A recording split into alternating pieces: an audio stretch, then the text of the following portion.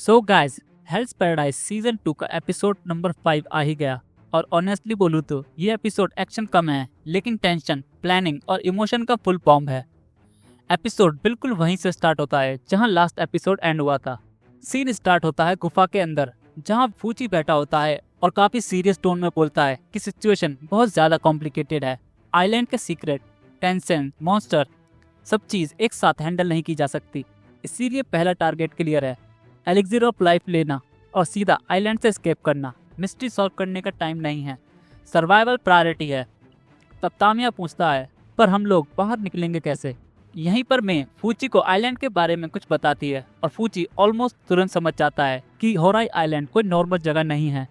ये island specially design किया गया है एलिक्सिर को प्रोटेक्ट करने के लिए, बिल्कुल चाइना के एंशियंट पैलेस की तरह। मतलब टेक्निकली आइलैंड से आना जाना पॉसिबल है, लेकिन प्रॉब्लम यह है कि चारों तरफ मॉन्स्टर हैं जिनका काम सिर्फ एक ही चीज है, कोई भी क्रिएचर आइलैंड से बाहर ना जा पाए।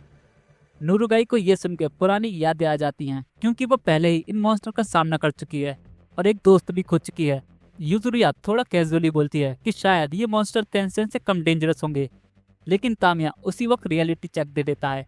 इतने सारे लोग, छोटी सी पोर्ट और चारों तरफ मॉन्स्टर, ये कोई फैंटेसी नहीं, सीधा डेथ सेंटेंस है। इसीलिए फूची डिसीजन लेता है कि टेंशन से फाइट करना प्लान का हिस्सा ही नहीं होगा। एलिक्सिर उठाओ, उनसे दूर रहो और सीधा निकल लो। होराई के नीचे बोट्स हैं और एक गेट है। यहाँ के मॉन्स्टर को स्पेसिफिकली ट्रेन किया गया है कि वो बोट्स पे अटैक ना करें, ये उनका बेस्ट एस्केप रूट होगा। शियोन को भी याद आता है कि उसने शोरलाइन के पास कुछ स्ट्रेंज प्रेजेंस फील की थी। सागिरी पूछती है एलिक्सिर कहाँ मिलेगा, और मैं बताती है कि वो रेन के रिसर्च लैब में है। शियोन क्लियरली बोलता है कि चाहे कुछ भी हो, उन्हें एनिमी की टेरिटरी में घुसना ही पड़ेगा। टाइम कम है, इसीलिए जितना हो सके उतनी प्रिपरेशन करनी होगी। यहीं से ट्रेनिंग आर्क स्टार्ट होता है। शियोन यूजुरिया और गाबीमारू को पकड़ के बोलता है, हमें स्टील सीखनी होगी।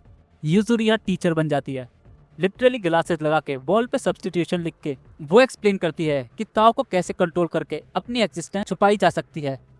ताओ को सप्रेस करना, माइंड को काम रखना, ये सब पहले टेंशन पे काम कर चुका है, तो ह्यूमंस पे भी काम करेगा। और जो फोकस नहीं करता उसके सिर पर डंडा पड़ता है। सागिरी और तामिया दोनों को रियल टाइम डिसिप्लिन मिलता है। और वहीं गाबीमारू अपनी क्लास लेता है। वो बताता है कि ताओ सिर्फ इनविजिबल होने के लिए नहीं होता, बल्कि एनिमी के ताओ को उसके अगेंस्ट यूज करने के लिए भी यूज होता है। मार्शल आर्ट और ताओ के रोटेशन के बीच सिमिलैरिटी एक्सप्लेन करता है और फिर कैजुअली अपनी नेक डिसलोकेट करके वापस ठीक कर लेता है। सब शॉक में, और गाबीमारू सीधा बोल देता है, जो ये नहीं कर सकता वो मर जाएगा। शाम हो जाती है, सब थक चुके हैं, लेकिन तोमा को फील हो रहा होता है कि उसकी स्ट्रेंथ इंप्रूव हो रही है। वो मजाक में बोलता है कि अब वो तामिया को हरा सकता है, और दोनों मे के साथ वॉक पे निकल जाते हैं। सागिरी गाबीमारू से क्वाइटली बात करती है। वो रियलाइज करती है कि जब वो पहली बार मिले थे सब कुछ कितना डिफरेंट था। अब वही लोग एक ही गोल के लिए साथ खड़े हैं। सागिरी अपने मन में ये भी सोचती है कि अब वो नहीं चाहती कि कोई भी मरे। गाबीमारू भी मान लेता है कि वो भी सेम फील कर रहा है। फिर शियोन प्रॉपर स्ट्रेटेजी मोड में आ जाता है। जमीन पे एक स्टार शेप डायग्राम बनाता है और ताओ के एट्रीब्यूट एक्सप्लेन करता है। Would, fire, water, metal, earth, her element एक दूसरे को इन्फ्लुएंस करता है। दो टर्म इंट्रोड्यूस होते हैं, तो रिस्टोरेशन जिसमें तुम किसी का ताओ बूस्ट करते हो, और हिंडरिंग जिसमें तुम ताओ को वीकेन करते हो। और वहीं में टेंशन के एट्रीब्यूट बताती है, कौन सा फायर है, कौन सा वाटर, कौन सा मेटल। रूल क्लियर है, अगर तुम्हारा ताओ एनिमी के ताओ को हिंडर करता है तो फाइट इफेक्टिव होगी, वरना बेटर ऑप्शन होगा भागना। ग्रुप डिसाइड हो जाते हैं, एक ग्रुप एस्केप रूट सिक्योर करेगा, दूसरा एलिक्सिर ढूंढेगा। एलिक्सिर ग्रुप छोटा होगा स्पीड और स्टील्थ के लिए। यहीं पे तामिया में से एक इम्पोर्टेंट क्वेश्चन पूछता है, क्या गारंटी है कि एलिक्सिर ग्रुप के वेट में एस्केप ग्रुप भाग नहीं जाएगा? इसी बात पे गाबीमारू सबको रोक देता है।